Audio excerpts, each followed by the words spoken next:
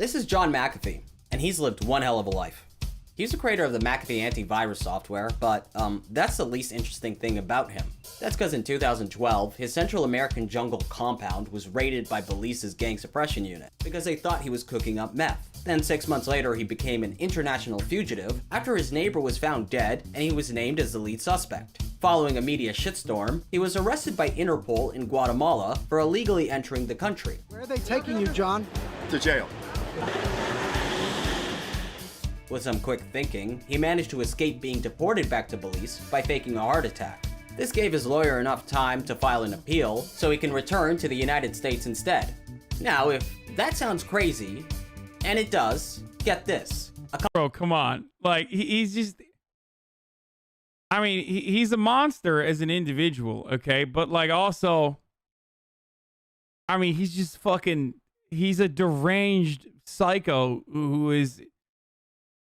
Like, how are you not going to watch what he does next? You know what I mean? A couple of years later, he ran for president. All right, so is it official? Are you running for president? Have you filed the papers to run for president? I filed the papers on Tuesday. I'm officially running, yes, ma'am. Paid people say libertarians are isolationists.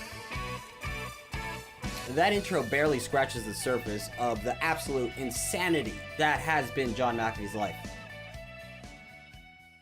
Okay, let me give you the who, what, where, when, and why in as little words as possible. So he was born in England on September 18th, 1945. A little while later, his family moved to Roanoke, Virginia. He did a degree in mathematics at Roanoke College. Then he started working for a string of tech companies and government agencies. NASA, Xerox, Booz Allen Hamilton, to name a few. He's constantly losing jobs during this time because of drugs and booze. For example, he was selling coke and snorting it while at Omex. He adds that he lost his job at Missouri Pacific Railroad after showing up to work after doing a whole bag of DMT. Oh yeah, there's this great clip of him talking about how he got his job at Lockheed Martin. I'm gonna play it for you.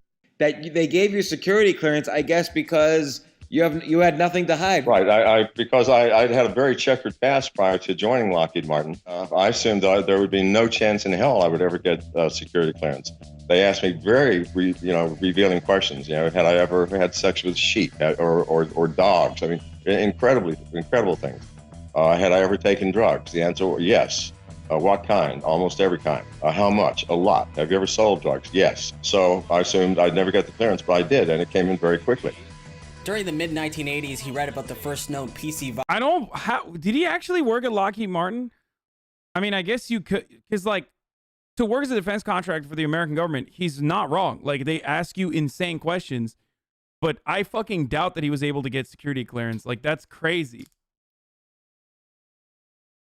I guess they don't give a fuck when you're, like, literally, actually, unironically a genius. He's still white, though? No, you guys are crazy, dude.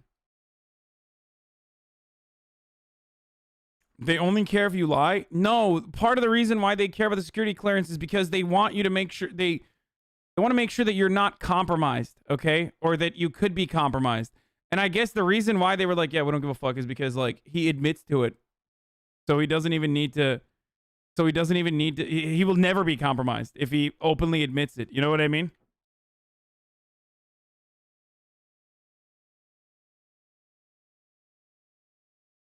Yeah, this chatter is correct. You get security clearance if you don't lie and can't be exploited. And I guess he can't be exploited because he's just like, yeah, fuck yeah, I sold drugs and I fucked the sheep or whatever the fuck. But also, most importantly, someone with that level, like someone with that kind of a background is not getting a security clearance unless they are, like, legitimately, like, unique. Like, they are going to bring a tremendous amount of value by working there.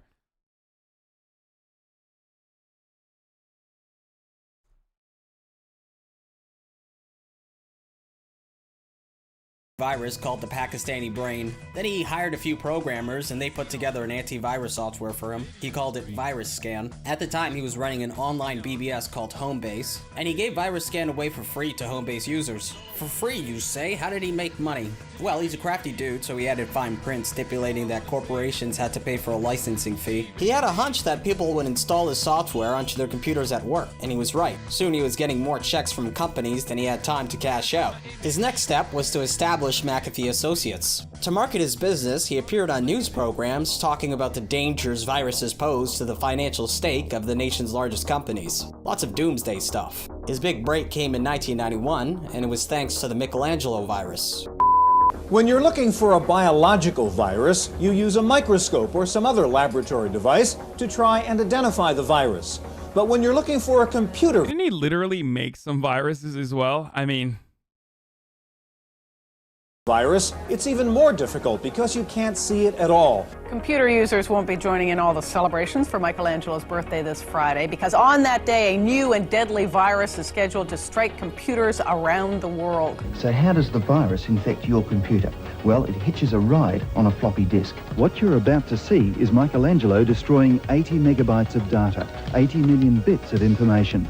This American student, Robert Morris, is one of the few virus authors who've been caught and convicted. Typically, these are antisocial people with a severe emotional problem, and their I mean, he ain't wrong about that. creations are getting more difficult to detect and more destructive all the time. So what's going to happen tomorrow? Nobody knows. Well, what do you do if you think this might happen to your computer? The Michelangelo virus was discovered in Australia. It was a boot sector virus that operated at the BIOS level of DOS system. Oh my god, this dude is the most Canadian dude I have ever seen, dude. My man literally said a boot. Like he's... Wow. That is the most Canadian person on the planet.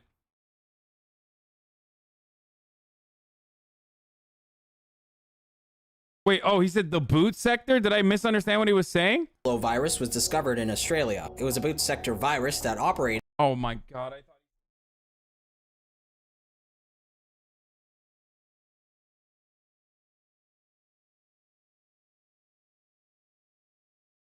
I gotta take a break from streaming. I swear to God, my processes is not functioning anymore. My brain literally has stopped functioning in this past week. I don't know what it is. I don't know what it is. I cannot fucking hear things. No, I will not apologize to Canada. A boot is something that Canadians say, but he said a boot sector virus.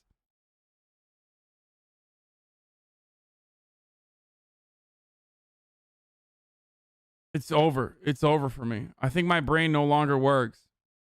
At the BIOS level of DOS systems. It was designed to lay dormant until it would strike on the 6th of March, on the same day as the famous artist's birthday. McAfee prophesied that the virus could destroy as many as 5 million computers around the world. But once March 6th arrived, only 10 to 20,000 computers were reported as infected. As a result, McAfee was taken to task by the press and by his colleagues. Although he cried wolf, it paid off. 6 months later, his revenues increased tenfold, and he controlled 67% of the antivirus market. However, the investors wanted him out. The thing is, the guy was a great marketer, but dog shit as a CEO. At McAfee Associates, sex contests, sword fights, and Wiccan ceremonies were the norm, and the company's spirit was a reflection of John's. Anyway, by 1992, the investors wanted to take the company to the next level, so they replaced him as CEO. Later, he cashed out for $100 million. By the way, if he just waited, he could have made quadruple that. That's because McAfee Associates eventually sold for $7 billion. Other than creating a before-its-time chat program called Powwow, the rest of the 90s were a relatively quiet period for John McAfee. Okay, so, by the 2000s, his life starts to get progressively more weird. All of a sudden, he decided to become a yoga guru. He opened a yoga and meditation retreat in his 10,000 square foot, $25 million Colorado's Rocky Mansion. There he housed 200 loyal disciples completely for free. There's a really good documentary that covers all of this stuff that we just saw extensively, by the way. Like all of this. It is really, even this part that he's like breezing through are very interesting. And based off what I've read about it, the whole thing screams cult-like to me. Need. And jealousy is all about the fear of losing all of these pleasant things which you have obtained. He wrote 4 books during this time, although he later denounced all of them as trash. By 2003, he became bored of the life of a spirituality guru, so he decided to invent a sport. Are these your very favorite toys? I would say so. In McAfee's case, that meant millions he spent promoting the sport of aerotrekking, tiny motorized kites that enthusiasts fly to explore the remotest corners of the country. For them, McAfee built this playground in the desert. Within 4 years, he spent more than $11 million building a massive aerotrekking wonderland. There he built 4 airplane hangars, 2 airstrips, a 5-bedroom villa, a cafe, internet lounge, greenhouse, and an organic goods store. Additionally, the village was home to his collection of vintage cars worth an estimated $400,000. On top of all of that, he built a network of 8 airports connecting remote areas of New Mexico to Arizona.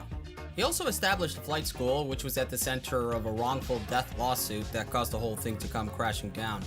This happened after his 22-year-old nephew, Joel Gordon Patow, flew into a canyon wall with a 61-year-old student named Robert Gilson. Gilson's family later sued McAfee for $5 million in a wrongful death lawsuit. They argued that McAfee was liable because he made Patow an instructor, even though he didn't have a pilot's license and only had about 65 hours of flight training. Okay, listen. This is literally at the heart of libertarianism. Like, he literally thinks like these sorts of regulatory burdens are just over encroachments from the nanny state, okay? This is what I mean when I say, here is a man who lived by libertarian principles all the fucking way. This is your brain on libertarianism. Training. After another lawsuit from a man who tripped on his property, McAfee devised a plan to escape from his legal troubles. So in 2008, he announced to the media that he was broke. John McAfee, like many people in the country, got hooked on flipping properties for profit. With a fortune reported to be in excess of $100 million, he got sucked into the greatest real estate bubble the United States has ever seen. I bought some properties in Utah and, brilliant, by the way. Doubled and tripled my money in a matter of months. And I go, well, sure, you can make money at this.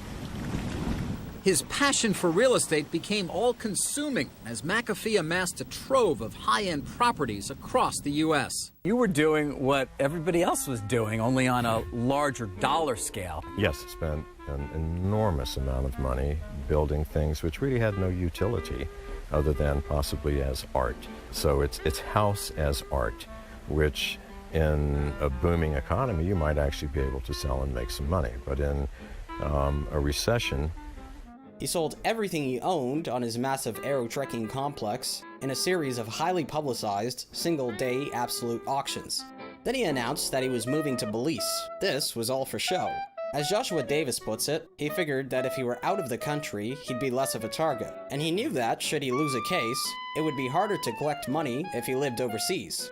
So that's it for part 1. Join me for part 2 when that comes out, and potentially for part 3 and... Okay, so to the people who are saying like, well, I like John McAfee except for the murder, one does not simply like John McAfee without the murder. You can't. It's an integral part of his personality, okay? This is it. Like,